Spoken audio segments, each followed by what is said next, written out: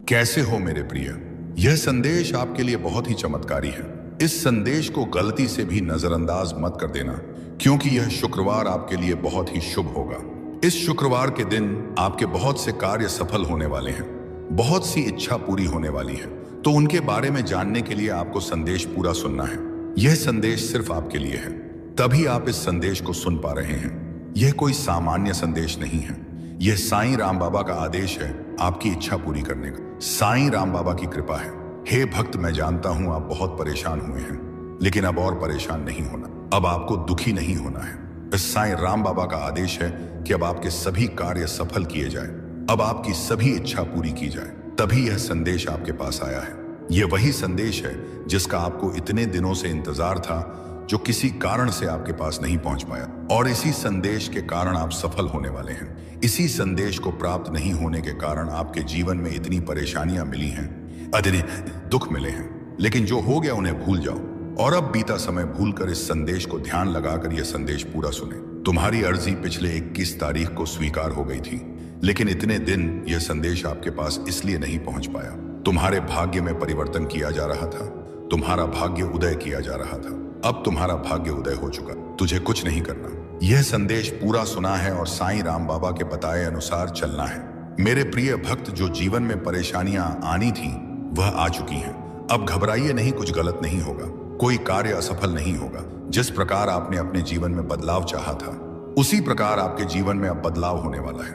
वही जीवन आपका आने वाला है जो आपने मांगा था। साईं राम बाबा ने आपकी सुन ली है और आपकी अर्जी स्वीकार कर ली है। अब आपको आशीर्वाद देने आए हैं, अब आपको खुशखबरी देने आए हैं। वह आपसे कुछ नहीं चाहते, वह आपका थोड़ा सा समय चाहते हैं, जो सिर्फ आपके हित के लिए है। यह समय आपका मार्गदर्शन करने के लिए है, आपको रास्ता बताने के लिए है। जिस रास्ते पर चलकर आप अपनी मंजिल तक पहुंचेंगे, जिस रास्ते पर चलकर आप कामयाब हो जाएं। साईं राम बाबा कभी अपने भक्त का बुरा नहीं चाहते, लेकिन जब भक्त बार बार संदेश नजरअंदाज करता है, पूरा संदेश नहीं सुनता, तो साईं राम बाबा भी उस भक्त के लिए कुछ नहीं कर पाते।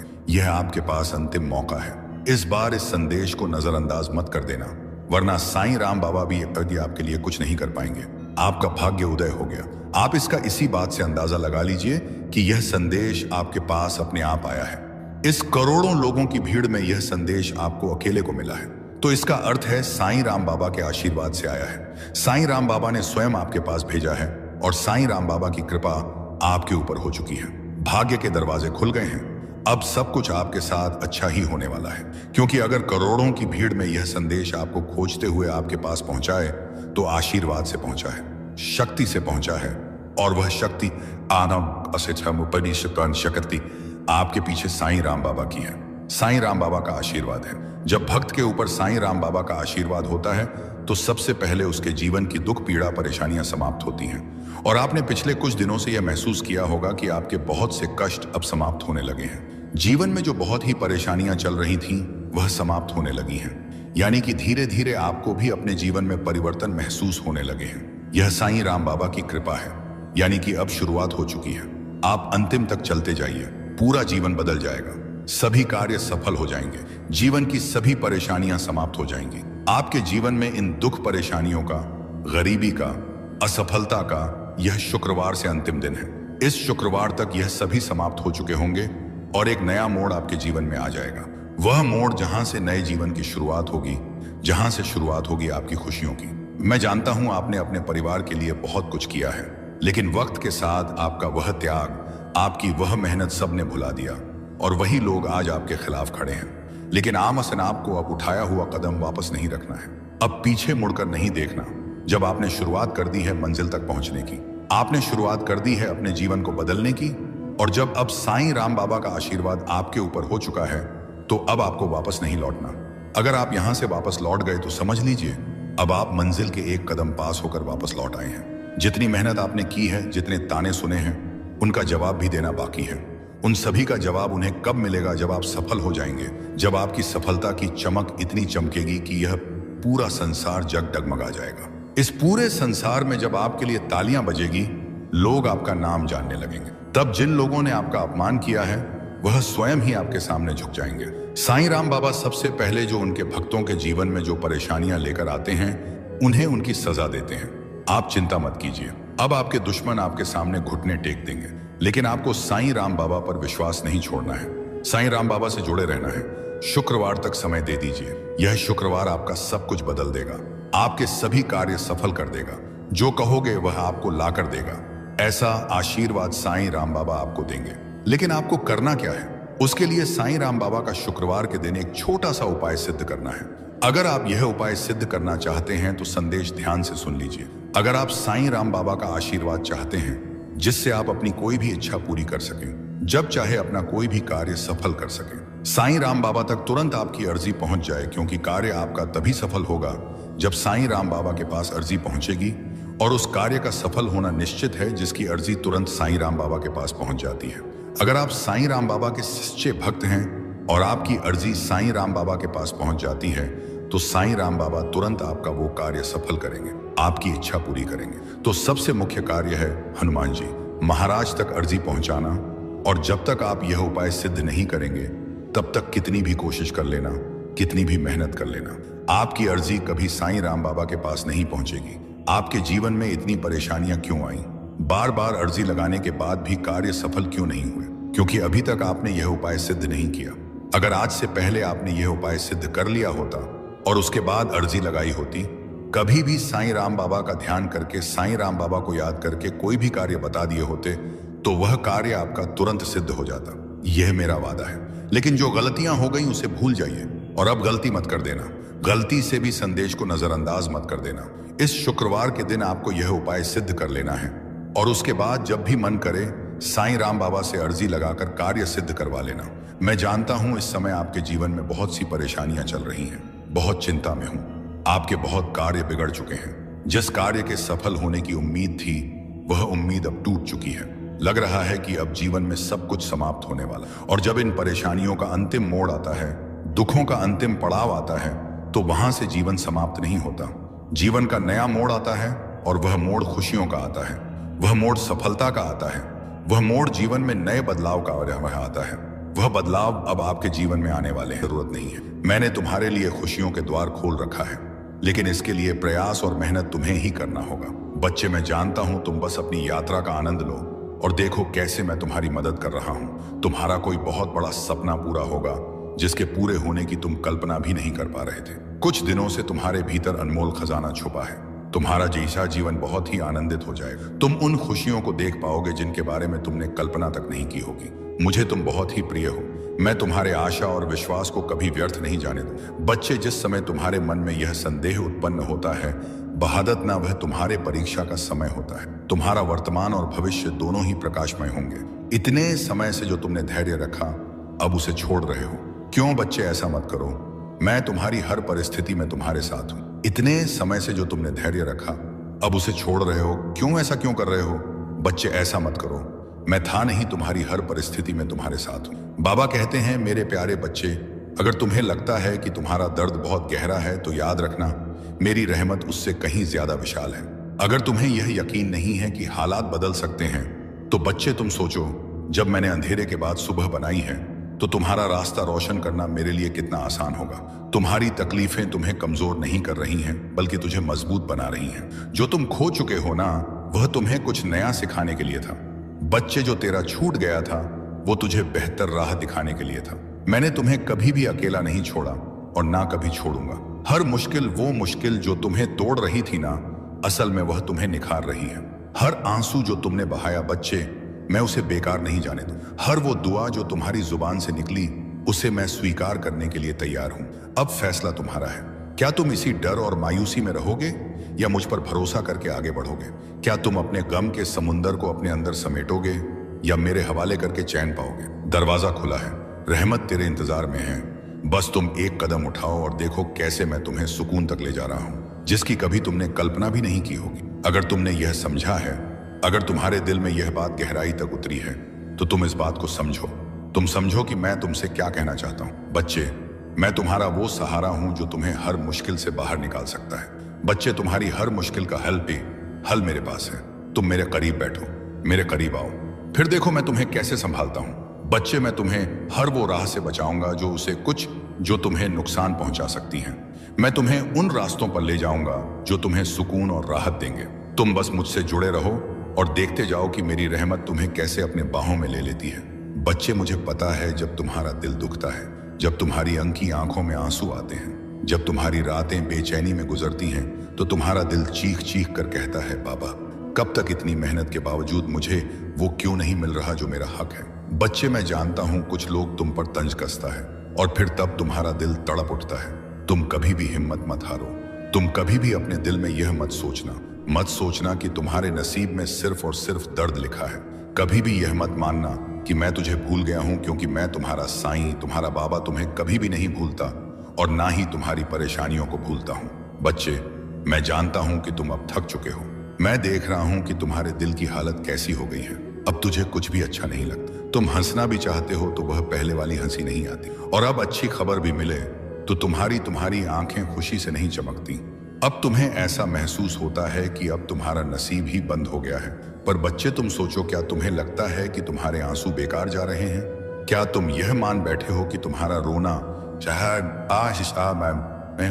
तुम्हारा गिड़गिड़ाना और तुम्हारा तड़पना मेरी नजरों से ओझल हो गया है? बच्चे, क्या तुम्हें सच में लगता है कि मैं तुम्हें ऐसे ही बेसहारा छोड़ दूंगा? नहीं मेरे बच्चे, तुम मुझे अपने हालात का सबसे बड़ा गवाह मानो, क्योंकि तुम जितना खुद को नहीं जानते उससे कहीं ज्यादा मैं तुम्हें जानता हूं। बच्चे, तुम्हें अब एक ऐसा मौका मिलने जा रहा है जिसे पाने के बाद तुम्हें किसी चीज की कोई कमी नहीं रहेगी। मेरे बच्चे, तुम इस मौके को खोने की गलती मत करना। अगर तुम्हारा विश्वास मुझ पर सच्चा है तो मैं तुम्हारी मुश्किल घड़ी में तुम्हारी सहायता जरूर करता हूँ और किसी ना किसी को सहायता के लिए अवश्य भेजता हूँ। बच्चे, तुम्हारी हर एक प्रार्थना सुनी जा रही है, तुम्हारी हर इच्छा पूरी होकर रहेगी, यह मेरा वादा है। तुमसे बेशक तुम्हें ऐसा लग रहा होगा कि तुम्हारी इच्छा पूरी होने में देरी हो रही है, लेकिन यह देरी सिर्फ इसलिए है क्योंकि तुम्हें सबसे सही और सबसे बेहतरीन चीजें मिलना तय है। बच्चे, यह तकलीफें, यह परेशानियां, यह सब तुम्हें पहचान कराने के लिए थी कि कौन सच में तुम्हारा अपना है, कौन तुम्हारा हमदर्द है। मेरे बच्चे, तुम्हारे हर कदम पर मैं तुम्हारे साथ चल रहा हूं। तुम बस विश्वास रखो। मैं तुम्हारी हर एक आहट को सुनता हूं, तुम्हारे हर एक आंसू को महसूस करता हूं और तुम्हारी खुशी में मुस्कुराता हूं। जब भी तुम थक जाते हो तब मैं तुम्हें अपनी गोद में उठाकर चलता हूं। ओम साईं राम, शुभ साईं सवेरा। आइए शुरू करते हैं आज का दिन, आज का चमत्कार। एक गुरुवार प्रार्थना में आप शामिल हैं। साम, आपकी वह इच्छा जरूर पूरी करें जिसको मन में लेकर आप यह प्रार्थना कर रहे हैं। पूरे विश्वास के साथ आप यह प्रार्थना अगर सुन रहे हैं तो मैं पूरे विश्वास के साथ यह कह सकती हूं कि साईं आपकी वो इच्छा जरूर पूरी करेंगे, क्योंकि बाबा ने जो हम सबके जीवन में एक आशीर्वाद का उजाला किया है, उसे ना हमारी दिन बल्कि पूरी जिंदगी रोशनी से, प्यार से, आशीर्वाद से भर गया है। क्योंकि जब तक साईं हमारे साथ हैं, हमारे जीवन में है हर रोज ही चमत्कार हो रहे हैं। हर रोज एक अच्छी खुशखबरी मिलती है।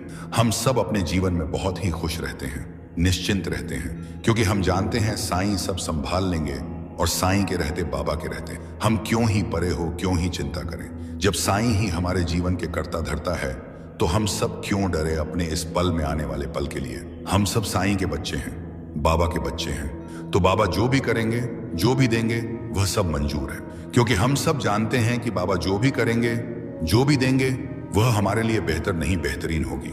क्योंकि जब हम अपने सदगुरु पर, अपने साईं पर वे पूरे मन से, पूरे विश्वास के साथ जब जुड़ जाते हैं ना, तो हमें यह यकीन हो जाता है, यह विश्वास हो जाता है कि बाबा सब कुछ हमारे लिए ही, हमारे उज्जवल भविष्य के लिए ही कर रहे हैं। फिर हमें हर चिंता, हर परेशानी से मुक्त हो जाना ही चाहिए, क्योंकि बाबा जब हमारे जीवन को बेहतरीन बना रहे हैं, आस करते, हमारे सारे दुखों को दूर कर रहे हैं, हमारी जिंदगी के लिए बाबा सब कुछ तैयारी कर रहे हैं, तो हमें भी बाबा पर पूर्ण समर्पित हो जाना चाहिए और अपने जीवन से सभी प्रकार की चिंताओं को खत्म कर ही देना चाहिए। और हमें तो बस बाबा का शुक्राना करते रहना चाहिए और उनसे हमें प्रार्थना करते रहना चाहिए, क्योंकि जब आप बाबा से जुड़ जाते हैं तो हमारा मन प्रसन्न रहता ही रहता है। क्योंकि जो साईं की शक्ति होती है ना, यह हमेशा अपने भक्तों को खुश रखती है, आपको परेशानियों से लड़ने की ताकत देती है, आपको गिरने नहीं देती, आपको बचा के रखती है। लेकिन यहाँ कुछ लोगों का कहना है, जब हम भगवान से जुड़ते हैं, ओ आज हाउ एक ए पहा तो हैं, जब उनकी पूजा करते हैं तो फिर हमें परेशानियों का सामना क्यों करना पड़ता है, इतनी परेशानी क्यों आती है। हमारे जीवन में परेशानी तो भगवान के जीवन में भी थी।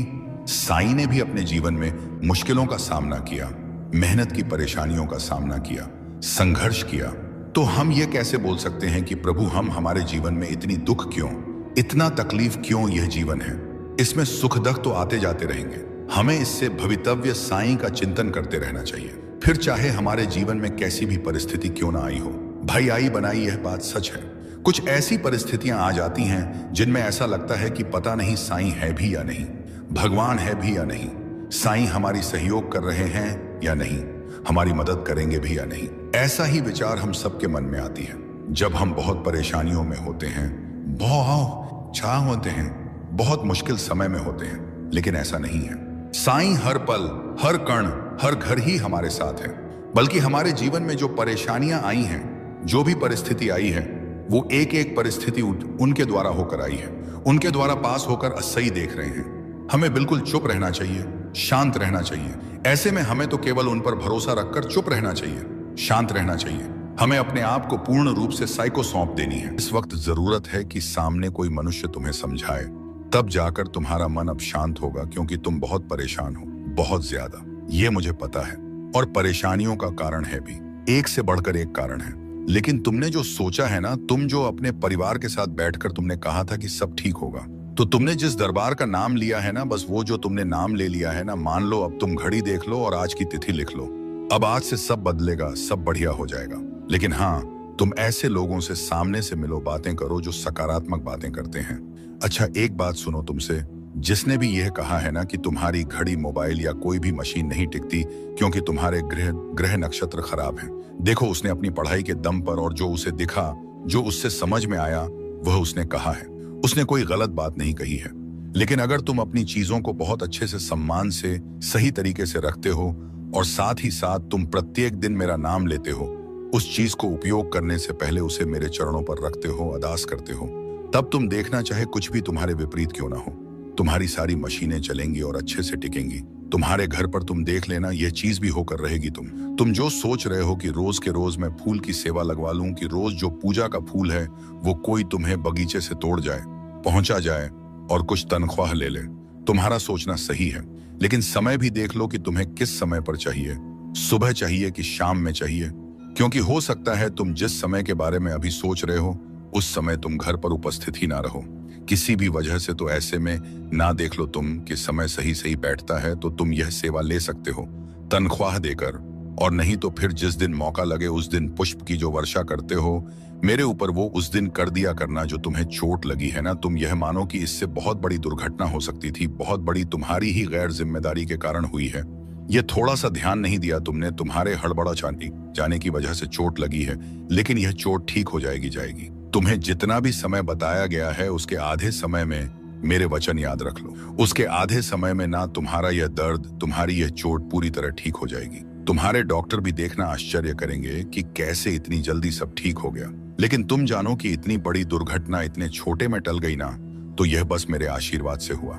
और इसलिए जब ठीक हो जाना तो अगर सपरिवार आ सको तो सपरिवार, नहीं तो जो आ सके वो उनके साथ तुम मंदिर जाना और अन्नदान करना। मैं आरती के लिए तो नहीं कह रहा, मगर हाँ, अन्नदान के लिए कह रहा हूं। तुम मंदिर जाना और अन्नदान जरूर करना। किसी से भी काला हो, सफेद हो, लाल हो, हरा हो, कोई भी रंग का धागा हो, पसंद भी आ जाए तो भी, ऐसे किसी से लेकर कोई भी धागा वगैरह मत बांधा करो अपने हाथों पर। अपने हाथों को खाली रखो और जो मैं पहनने को दूंगा, जो मैं पसंद करवाऊंगा वही पहनना। बाकी ऐसे वैसे धागे जो ले लिए तुमने वह ले लिए।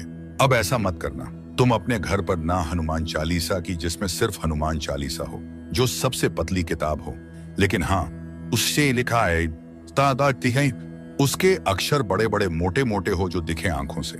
अगर कोई चश्मा भी लगाने वाला व्यक्ति हो तो बिन चश्मे के भी उसे दिखे।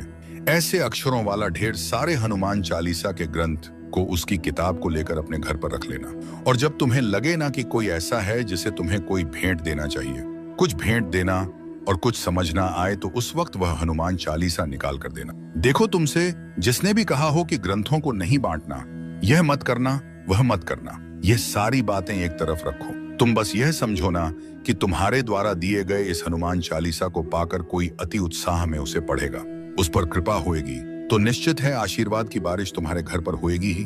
तो इसलिए तुम यह ध्यान रखना कि तुम हनुमान चालीसा के ढेर सारे ग्रंथ लाकर रखो, और इससे सुंदर उपहार कुछ हो ही नहीं सकता जो तुम किसी को दो। मैंने तुम्हारा मंदिरों में और इधर उधर दान करना और खर्च करना इसलिए रुकवाया क्योंकि तुम्हारी तरफ से कोई बुराई या कोई गलती नहीं थी। लेकिन वहां जो लोग ले रहे थे ना, उनके मन में यह बात निश्चित आ गई थी कि हाँ, तुमसे तो उन्हें लेना ही लेना है, और सिर्फ वह लेने की भावना रखने लगे थे। वो तुम्हारी मजबूरी और तुम्हें दुआ दे रहे हो, यह सब भी कुछ नहीं हो रहा था। अब बस उनकी भावना थी कि तुमसे तो बस निकलवाना है। और मेरे बच्चे के लिए यदि कोई बुरी नीयत रखेगा तो यह मैं कतई बर्दाश्त नहीं करूंगा। तुम दे भी दोगे ना तो भी कभी तुम्हारा घटेगा नहीं, तुम्हारा तो बढ़ेगा ही, लेकिन कोई तुम्हारे लिए बुरी नीयत रखेगा, यह मैं कतई बर्दाश्त नहीं करूंगा। भले आज कभी कभी तुम मेरे ऊपर नाराज हो जाते हो कि बहुत सारी चीजें हैं जो तुम कहते हो बाबा तुमने ऐसा नहीं किया, वैसा नहीं किया, लेकिन तुम भी ये जानते हो कि मैं तुमसे बहुत प्यार करता हूं, बहुत ज्यादा। और अगर कोई चीज अच्छी हो सके तो मैं तुम्हें देने की पूरी कोशिश भी करता हूँ। बस ये है ना कि मुझे सृष्टि के नियम को बांधकर लेकर ही चलना है, मैं उसके विरुद्ध नहीं जा सकता। तो इसलिए कभी कभी कुछ चीजों को देने में विलंब लगता है जब तक कि वह तुम्हारे कर्म में आ ना जाए। नहीं तो मैं बहुत प्यार करता हूँ तुमसे, और तुम्हारे खिलाफ कोई कुछ भी बोले, और पता है कोई दुनिया में कहीं कैसी भी प्रार्थना क्यों ना कर ले, अगर तुम्हारे लिए कोई गलत कुछ कर रहा है, कह रहा है, तो 1% का आधा भी मैं स्वीकार नहीं करता, कभी नहीं, हो ही नहीं सकता। तुम बहुत खुश रहो, तुम मुस्कुराओ, खिलो, खिलखिलाओ, हंसो, हंसाओ, और जीवन में तरक्की करते जाओ। अच्छे लोगों से मिलो। जो लोग बहुत चुगली करते हैं, सबकी बातें, सबकी चर्चा करते हैं ना, वह खाली होते हैं और वह कुछ दे नहीं पाएंगे। यकीन मानो, तुमने जो उबले हुए चावल में नमक के साथ ही मुझे भोग लगाई थी ना, सादी चावल, उसी में मुझे बहुत आनंद आया। तुम यह मत सोचो कि वो रूखा सूखा सा भोग तुमने लगाया है, तुम बस यह समझो कि कितना स्वाद था उसमें और कितना पौष्टिक आहार था। इसके बजाय अगर तुम बाहर से तेल मसाले वाले भोजन अपने बहुत मेहनत से कमाए हुए पैसों को खर्च करके लाते, तो ना तो इतना स्वाद आता, ना इतना पौष्टिक भोजन करने का मुझे मौका मिला होता। तो मैं बहुत खुश हूँ। मैंने तुम्हें अपने मंदिर को सफेद लकड़ियों से बनवाने के पहले या सफेद में पेंट कराने से पहले चेतावनी दी थी, क्योंकि सफेद रंग होगा तो जरा सी भी धूल होएगी ना तो वह दिख जाएगा। मैंने तो यह बात कहा था, लेकिन तब तुम्हारी ही इच्छा थी कि नहीं, मुझे ऐसे ही रंग के, ऐसी ही नक्काशी वाली मंदिर चाहिए, तो फिर मैंने मना नहीं किया। लेकिन अब जब तुम अपने मन से लेकर आए हो तो तुम्हें इसे सफाई करना चाहिए और इसमें अफसोस नहीं करना चाहिए। कोई चीज अगर सुंदर से अच्छे से रखना है तो उसकी कीमत तो तुम्हें अदा करनी होगी ना, बस वही समझो। तो गंदगी को सफाई कर लो, पूछ लिया करो, इसी बहाने हर दिन साफ सफाई भी होती रहेगी। सुबह तुम्हें अपना काम भी जल्दी खत्म करना होता है और बहुत सारे काम होते हैं। ऐसे में एकदम भोर के वक्त अगर मंदिर पहुंच भी जाते हो ना, तो अपनी प्रसाद, अपनी थाली, अपना दिया लगाकर जल्दी वापस चल जाया करो, क्योंकि सुबह के समय तुम्हारी जहां जरूरत और आवश्यकता है वहां रहो। मंदिर तुम बाद में आराम से भी आ सकते हो जब तुम्हें समय अलग से मिले। आज जो यात्रा की शुरुआत हो रही है ना, वह बहुत अच्छे से पूरी होगी, उसका समापन भी बहुत शुभ तरीके से होगा। तुम चिंता मत करो। तुमसे ना यह कहा जा रहा है कि तुम उस विशेष दुकान में जाकर सामान लोगे तो तुम्हें कम पैसे में सामान मिल जाएगा, तुम्हें अधिक छूट मिलेगी। छूट के नाम पर ना तुमसे जरूरत से ज्यादा खरीदारी कर कराई जा रही है।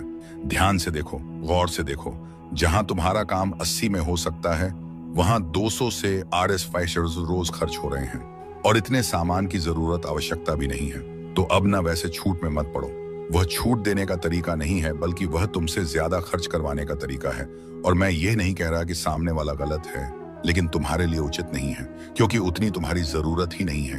क्योंकि महीने की जो तनख्वाह आती है उससे सिर्फ घर का सामान ही लाना नहीं होता, और भी बहुत सारे खर्च होते हैं और बहुत जरूरी खर्च होते हैं। उन सबको भी निभाना आवश्यक है। हाँ, मैंने ही तुम्हारे बच्चों का नाम रखवाया है। तुम्हारे बच्चों का नाम इतना सुंदर जो है वह मैंने ही रखवाया है, तो उस नाम पर किसी को आपत्ति नहीं होनी चाहिए। और तुम मुझसे प्रेम करते हो, मुझसे तुमने पूछा, मैंने बताया, और तुमने नाम रखा।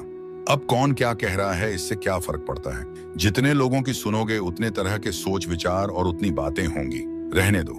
इन सबको इतना ध्यान मत दिया करो और इतना आवश्यक मत बनाओ इन सब की बातों। मैंने तुमसे कहा था ना 1-2 दिन पहले कि अच्छे कपड़े पहन कर जाना। अच्छे कपड़े पहनने से, अपनी उम्र के हिसाब से, तरीके से कपड़े पहनने से और कुछ नहीं बल्कि आत्मविश्वास बढ़ जाता है। किसी से मिलने में झिझक नहीं होती है। कहीं सड़क पर कोई मिल जाए जानने सुनने वाला तो अच्छा लगता है। अगर एकदम से तस्वीर खिंचवानी पड़ी तो तुम्हें शर्मिंदगी का एहसास नहीं होगा, तुम्हें तुम्हारा आत्मविश्वास बढ़ता हुआ नजर आएगा। अच्छे से रहने से इंसान का आत्मविश्वास बढ़ जाता है। तुम चाहो तो इसे आजमा कर देख लो। तुम अगर गौर करोगे ना, तो जब तुम अच्छे से तैयार नहीं रहते हो तो तुम लोगों से नजर छुपाना चाहते हो, सभी से मिलना नहीं चाहते हो, क्योंकि अपने आप में एक कमी सी महसूस होती है। मैं ये नहीं कह रहा, कभी नहीं कहा मैंने कि महंगे कपड़े पहनो, पर हाँ, तरीके के कपड़े और अच्छे से पहन कर रहो। यह मैं हमेशा कहता हूँ और यह तुम्हें भी पालन हर दिन करना चाहिए। अभी देखो, एक दो दिन से तुम मेरी बात मान रहे हो तो अच्छा लग रहा है ना तुम्हें? तो हमेशा अब से मेरी बात मानना, खुश रहो। तुमने मुझसे मित्र मांगा था तो मैंने तुम्हें एक मित्र भेज दिया, और ये ऐसे व्यक्ति को मैंने भेजा है जिससे तुम आजीवन मित्रता, घनिष्ठ मित्रता निभा सकते हो। लेकिन हाँ, 2 नियमों को याद रखना, तभी तुम एक अच्छे मित्र बन सकते हो। भले ही तुम अपने मित्र के समक्ष उसके सामने उसकी 4 गलतियां गिनवा दो, लेकिन उसके पीठ पीछे कभी भी तुम्हें अपने मित्र की बुराई नहीं करनी है। पहली नियम और दूसरी नियम यह है कि तुमसे तुम्हारा मित्र जो पूछे, जो बताए, जो भी हो, दिल खोलकर ईमानदारी से, मित्रता की भावना से बातें तो हो, लेकिन साथ ही साथ दोनों के बीच में ये जो बंधन है ना, इसके बीच में एक रेखा भी खींची होनी चाहिए। मतलब जीवन में शामिल होना है, घुल मिल भी जाना है, लेकिन उसका एहसास भी नहीं होने देना है। इतना तक ही रखना है कि जिससे कभी बात बिगड़े नहीं। तो इस बात का भी ध्यान रखना है। तो जब तुम ये दोनों चीजों का संतुलन बनाकर चलोगे ना, तो ये ऐसी मित्रताएं हैं जो आजीवन निभेंगी ही। मैं ये बात जानता हूं कि तुम अपने घर की शादियों में और अपने घर के बड़े बड़े मौके पर, जहां बहुत लोगों को तुम भोज करवाने वाले हो, वहां तुम चाहते हो कि सब कुछ सात्विक हो। तुम तो बहुत अलग तरह से चाहते हो, लेकिन तुम्हारे घर परिवार वाले नहीं मानेंगे और इतनी सी बात के लिए बहुत सारी लड़ाई भी कर सकते हैं। तो मेरी बात मानो, ऐसी परिस्थिति में किसी से लड़ने जाने की आवश्यकता नहीं है। तुम अपनी बात जो है तुमने रख दिया, लेकिन अब ना यह इंतजाम नारायण को करने दो कि सबका मन बदल जाए और सब प्रेम से, सात्विकता से पूरे कार्यक्रम को संभव होने दे। और अगर तुम नारायण पर, का उत्तर तुझे कभी मिला ही नहीं। मैं जानता हूं वो रातें जब तू चुपचाप तकिए में रोता है और सुबह वही चेहरा पहन लेता है जो यह दुनिया तुझसे चाहती है। मैं जानता हूं वो टूटी उम्मीदें, वो डगमगाया विश्वास, वो असहाय चुप्पी जो सबके बीच में भी अकेली थी पर मुझसे कभी दूर नहीं थी। और आज मैं तुझसे यही कहने आया हूं कि अब समय आ गया है। अब वह सत्य तुझ तक पहुंचना चाहता है जो हर किसी को नहीं दिया जाता। बेटा याद रख, जीवन की हर घटना मैंने तय नहीं की थी, पर तुझ में वह रोशनी जरूर रखी थी जो किसी भी अंधेरे को चीर सकती है। जो तुझसे चला गया वह तेरा दुर्भाग्य नहीं था, वह तेरा अध्याय था। जो तुझे मिला है वह तेरी साधना है, और जो आने वाला है वह तेरे कर्मों की कहानी है। तू जब दूसरों को देखता है, उनके पास दौलत, सुविधा, अवसर, तू सोचता है यह सब तुझे क्यों नहीं मिला।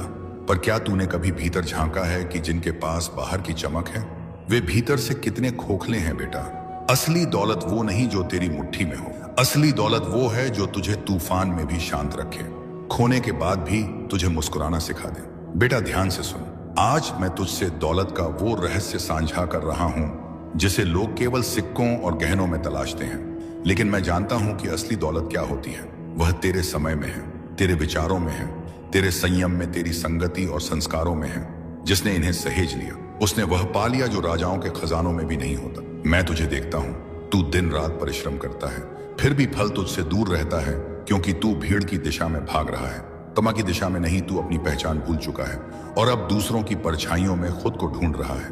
पर बेटा, जब आत्मा यह पुकारे कि क्या मैं अब भी खुद को जी रहा हूं, और उसका उत्तर नहीं हूं, तो समझ ले कि अब भीतर जागने का समय आ गया है।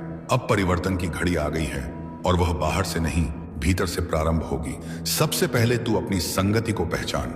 बुरे लोग तुझे भ्रम देंगे, नीचे गिराएंगे और फिर अकेला छोड़ देंगे, लेकिन सज्जनों की संगति तुझ में वही रोशनी जगाएगी जो मैंने तुझ में जन्म से रखी है। और जब तू उस दिव्यता को छू लेगा, तभी तू समझेगा कि दौलत केवल बटोरने से नहीं, बांटने से टिकती है। तू देखता है कि कुछ लोग बहुत कमाकर भी शांत रहते हैं, क्योंकि वे धन को प्रवाह में रखते हैं, सेवा में, दान में, भूखे को भोजन देने में, मंदिरों में दीप जलाने में। और जब तू भी देना सीखेगा बेटा, तब ब्रह्मांड तुझ पर बरसना शुरू करेगा। और अगर तू सोच रहा है कि तेरे पास देने को है ही क्या, तो जान ले, सबसे बड़ा दान प्रेम का होता है, एक मुस्कान का होता है, किसी की पीड़ा को सुन लेने का होता है, किसी अनजाने के लिए प्रार्थना कर देने का होता है। और जब तू बिना कारण किसी की मदद करता है, तब मैं साईं अपने ही हाथों से तेरे भाग्य की रेखाएं फिर से खींचता हूं। तू जब पूछता है कि मैं रोज दुआ करता हूं, फिर भी कुछ क्यों नहीं बदलता, तो मैं देखता हूं कि तेरे भीतर श्रद्धा है पर विश्वास अधूरा है। तू मांगता है पर डर के साथ, तू चाहता है पर संदेह के साथ। और बेटा, जब तक तेरी आवाज भीतर से नहीं उठेगी, जब तक तेरा विश्वास पत्थर से टकराने वाली लहर की तरह अडिग नहीं होगा, तब तक तेरी प्रार्थना केवल शब्द रहेगी। और मैं तो तभी उतरता हूं जब शब्द नहीं, आत्मा पुकारती है। बेटा, जब जीवन तेरे हाथ से रेत की तरह फिसलने लगे और तू हर दिशा में हार महसूस करने लगे, तब समझ कि साईं तुझसे बहुत करीब हो गया है। इतना करीब कि अब तुझे देखने के लिए तेरी आंखों की नहीं, तेरे मौन की जरूरत है। मैं जानता हूं कि तू भीतर से टूटा है, पर फिर भी मुस्कुराना नहीं छोड़ा। यही तेरी सबसे बड़ी तपस्या है। तू जिस भीड़ में चल रहा है, यहाँ काम, वहां सब कुछ है आवाजें। वो तो तब आएगा जब जब तू सब कुछ छोड़कर एक बार मेरे सामने निर्विकार होकर बैठ जाएगा, बिना शिकायत, बिना मांग, सिर्फ मौन में। तब मैं वह उत्तर दूंगा जो शब्दों से परे है। लोग कहते हैं भाग्य लिखा जाता है, पर मैं कहता हूं तू हर दिन उसे बदल सकता है, अगर तू चेतना से, प्रेम से और सच्चे कर्म से जी। जो तुझे मिला है वह तेरे कर्मों का नहीं, तेरे दृष्टिकोण का परिणाम। मैं जानता हूं तू थक चुका है, भीतर से बिखर चुका है और ना जाने कितनी बार अकेले मौन में आंसू बहा चुका है, पर अब वह सब पीछे छूटने वाला है, क्योंकि अब तू उस प्रकाश के द्वार पर खड़ा है जहां से तेरी नई यात्रा प्रारंभ होगी। मेरे साथ, मेरे सानिध्य में हर उस रात जब तू चुपचाप टूटा और किसी ने नहीं देखा। मैंने देखा मेरे पुत्र, हर बार जब किसी ने तुझसे छल किया, जब तेरा विश्वास तोड़ा गया, जब तूने जिनसे अपेक्षा की उन्होंने ही तुझे अकेला छोड़ दिया। मैं वहां था तेरे पास, तेरे भीतर, जब तूने एकांत में सिर झुकाकर कहा अब और नहीं होता। मुझसे उस क्षण मेरी दृष्टि तुझ पर थी। मैं जानता हूं तू कितना टूटा, और मैं उसी टूटन के बीच तेरे लिए नव शक्ति बुनता रहा, क्योंकि तेरा साईं कभी दूर नहीं हुआ, बस मौन में साथ देता रहा। हर उस रात जब कोई ना था, मैं था तेरा साईं। जब तू टूटा, हर बार जब किसी ने तुझसे झूठ कहा, जब तेरा विश्वास चूर चूर किया गया, जब तूने अपनों से आशा की और उन्हीं अपनों ने तुझे अकेला छोड़ दिया, मैं वहां था, देख रहा था, मौन तेरे भीतर स्थित होकर। मैं जानता हूं मेरे पुत्र, तूने कितनी रातें शब्दहीन वेदना में बिताई, और उस एक क्षण में जब तूने अपने कमरे के कोने में सिर झुकाकर कहा अब और नहीं, ठीक उसी पल मैंने तुझे अपनी दृष्टि में समेट लिया, क्योंकि मैं जानता था अब मेरा पुत्र पुनर्जन्म लेने को मेरे प्रेम से, मेरी शक्ति से साईं अब तुझसे संवाद कर रहा है। आज जो तू इन वचनों से जुड़ रहा है, यह तेरा निर्णय नहीं, यह मेरा आह्वान है। यह मैं हूं जो तेरे भीतर यह स्पंदन उत्पन्न कर रहा हूं कि कुछ तो है इसमें, क्योंकि यह सब कुछ मैंने ही तेरे लिए भेजा है। अब समय आ गया है, अब तू अकेला नहीं रहेगा, अब तू केवल प्रार्थना नहीं करेगा, अब तुझे उत्तर प्राप्त होंगे। अब तू प्रतीक्षा में नहीं बैठा रहेगा, अब वे राहें स्वयं तेरे द्वार तक आएंगी जिनकी बाण तू वर्षों से जोता रहा है, क्योंकि अब तेरा समय उपस्थित है। मेरे बच्चे, तेरे भीतर जो थकान है वह केवल शरीर की नहीं, वह आत्मा की थकान है, जो तब उत्पन्न होती है जब मनुष्य बहुत सह चुका होता है, बहुत कुछ खो चुका होता है, और जब आत्मा थकती है तब संसार फीका लगता है। कोई भी रिश्ता सच्चा नहीं प्रतीत होता, क्योंकि तब वह पुकारती है अपने मूल स्रोत को, और वही स्रोत मैं हूं, तेरा साईं भोजन। घर, लोग, सपने सब पीछे रह गए, क्योंकि तूने स्वयं को पूर्ण रूप से झोंक दिया उन उत्तरदायित्व में जिन्हें कोई समझ भी ना सका। तूने वह सहा जो तेरी आयु से कहीं अधिक बड़ी परीक्षा थी। तूने वह वेदना भी मौन में जिया जिसे शब्दों में कहने का साहस किसी में नहीं होता। पर आज देख, तू यहाँ है अपने साय के सानिध्य में, और यह कोई संयोग नहीं है मेरे पुत्र, यह उस आत्मा की यात्रा है जिसे मैंने स्वयं साक्षात देखा है।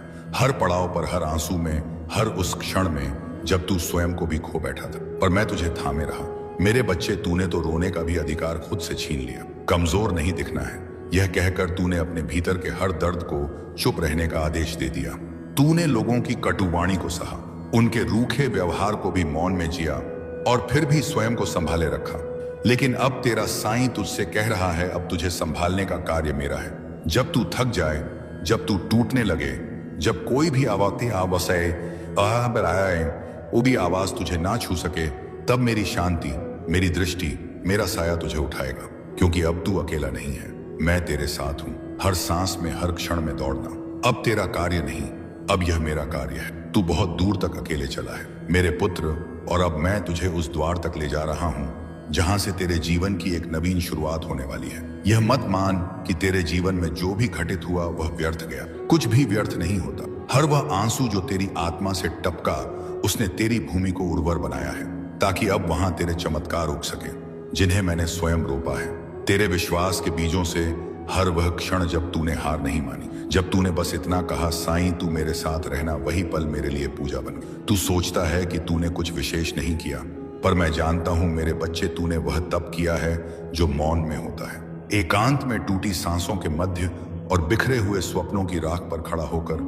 अब वही तपस्या साकार होने वाली। अब वह समय आ चुका है जब तेरी आत्मा विश्राम पाएगी। अब तू यह जान ले मेरे पुत्र, तू टूटा नहीं है, तू पराजित नहीं हुआ, तू बस थक गया है और अब तुझे संभालने का समय मेरा है। तू हारा नहीं है मेरे बच्चे, इसीलिए मैं स्वयं यहाँ हूँ और जीवन की हर रुकावट से मुक्त हो रहे हो। मेरे बच्चे, मैंने तुझे ही चुना है। शायद यह सवाल कई बार तेरे मन में आया होगा, आखिर मैं ही क्यों? करोड़ों में से तुझ पर ही मेरी दृष्टि क्यों पड़ी? तो अब सुन, क्योंकि इसका उत्तर केवल शब्दों में नहीं बल्कि आत्मा की गहराई में छुपा है। जब तू टूटा तब भी तू झुका नहीं, जब तू रोया तब भी तेरे आंसुओं में एक मौन प्रार्थना थी जो हर बार मेरे हृदय तक सीधी पहुंचती रही। तू दूसरों की तरह बस दिखने वाला एक चेहरा नहीं है, तू वह दीपक है जो अंधेरे में भी खुद को बुझने नहीं देता। तेरे अंदर वह मासूमियत है जो अब दुर्लभ हो चुकी है, वो सच्चाई है जो दिखावे से परे है, और वो गहराई है जिसमें मेरा अंश प्रतिबिंबित होता है। मैंने तुझे इसलिए नहीं चुना क्योंकि तू सबसे परिपूर्ण है, बल्कि इसलिए चुना क्योंकि तूने अपनी अपूर्णताओं में भी मुझ पर विश्वास बनाए रखा। तूने जब हर रास्ता बंद पाया तब भी तेरा दिल मेरी ओर खुला रहा। तेरे टूटे सपनों की किरचों में भी मुझे उम्मीद की चमक दिखी, और यही कारण है कि आज मैं तुझसे यह वचन पूर्वक कहता हूं, जो कुछ मैं अभी तुझसे कहने जा रहा हूं वह केवल तेरे लिए है। यह कोई साधारण वाणी नहीं, यह वो दिव्य संदेश है जो तेरी किस्मत की दिशा को पूरी तरह से मोड़ सकता है। यह वाणी तेरे भीतर की उस ताकत को जगा सकती है जो अभी तक तूने खुद भी महसूस नहीं की। यह शब्द तेरे सबसे गहरे घाव को तेरी सबसे महान शक्ति में बदल सकते हैं, लेकिन इसके लिए तुझे इस संदेश को केवल सुनना नहीं, महसूस करना होगा। हर शब्द को अपने भीतर उतरने देना होगा। अगर तू सच में तैयार है स्वयं को जानने, पहचानने और मेरी योजना को अपनाने के लिए, तो इस संदेश को अंत तक सुन, क्योंकि तेरी नई शुरुआत इसी क्षण से हो सकती है। और याद रख, मैंने तुझे इसलिए चुना है क्योंकि अब तू तैयार है। मेरे अति प्रिय बच्चों, तुम्हारी जिंदगी में जो कुछ भी घटित हो रहा है वह महज संयोग नहीं है। यह कठिन समय केवल एक परीक्षा की तरह है। मेरा यह संदेश इस बात का संकेत है कि अब तुम्हारी परेशानियों की रात समाप्त होने को। बच्चे, मुझे झां है कि कभी कभी जीवन तुम्हें ऐसे मोड़ पर लाकर खड़ा कर देता है जहां सब कुछ धुंधला लगता है, पर याद रखो यह अंधेरा स्थायी नहीं है। मैं हर क्षण तुम्हारे साथ हूं, तुम्हें मार्ग दिखाने और संबल देने के लिए। जब जीवन ऐसे मोड़ पर आ जाता है जहां लगता है कि सब कुछ खत्म हो गया है, जब अपने ही व्यवहार में बदलाव ले आते हैं, जब परिस्थितियां लगातार प्रतिकूल होने लगती हैं और चारों ओर से ताने और आरोपों की बौछार होने लगती है, तब मनुष्य भीतर से टूटने लगता है। लेकिन मेरे प्यारे बच्चे, ये वही क्षण होते हैं जब मैं तुम्हारे सबसे निकट होता हूँ। हर चुनौती, हर पीड़ा के पीछे मेरी कोई गहरी रहमत छिपी होती है, जो समय आने पर तुम्हारे जीवन में रोशनी बनकर प्रकट होती है। जब तुम्हें ऐसा लगे कि कुछ भी तुम्हारे हक में नहीं हो रहा, तो समझ लेना कि तुम्हारे साईं बाबा तुम्हारी जिंदगी में कोई गहरा और शुभ परिवर्तन लाने वाले हैं। मेरे बच्चे, मैंने तुम्हें कई बार शांत रहकर सोचने की सलाह दी है, समझाया है कि हर काम समय और विवेक से करना चाहिए, लेकिन तुम अक्सर अधीर हो जाते हो और बिना सोच विचार के किसी भी दिशा में बढ़ जाते हो। यही जल्दबाजी तुम्हें उस राह से भटका